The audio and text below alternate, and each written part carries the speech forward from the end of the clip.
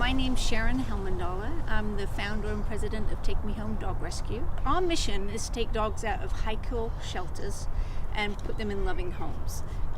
We get most of our dogs from Utah. They still have a lot of kill shelters. They actually still have gas chambers where the dogs are actually put to sleep in gas chambers. And then we also get them from California. They're so overpopulated there that dogs are just, thousands killed daily.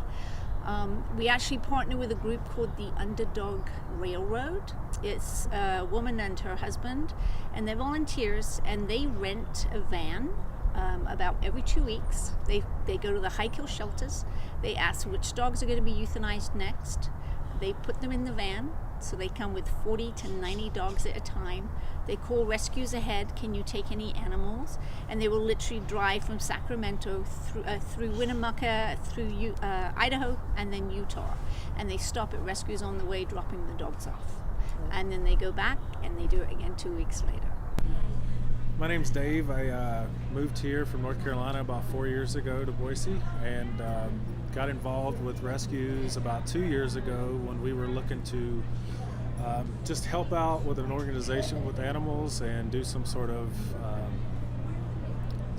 way to give back to the community. And we ended up fostering a boxer named Xena, and then we ended up being failed fosters because we adopted her. My name is Michelle Ballier. I'm actually a teacher at Compass Charter School in Meridian, and I've been fostering for 6 months now. I love Vinny. He's hilarious. We laugh all day long. He's so goofy, he's verbal, he talks to you, and I love that even though he's a larger dog, he gets along with our little Chihuahua that's 15 pounds. So. Vinny actually came on the Underdog Railroad. He came from Sacramento, California. He was in a kill shelter there. He'd actually been there a couple of weeks, which is unusual. They usually get about 5 to 7 days. And he wasn't going to get adopted because he was 6 years old, and that's considered old. When we got him, he was severely malnourished. You could see every vertebra, you could see all his ribs. I could actually fit my hands around his waist. His nose was just dripping with infection.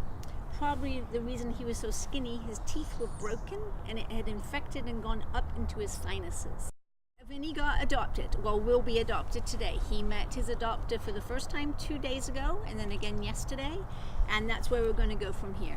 It seems trite to say, that you're saving a life, because some people don't hold life in the same regard, human versus animal, but there's a sweetness about the dogs, that each one that we've had has their own personality, and you don't really get to see that if you just check in and out of a dog at a kennel with 5 minutes time. Like when you're fostering, you're really giving them a chance to succeed, a chance to get normal, and it's important for you, and it's changed me.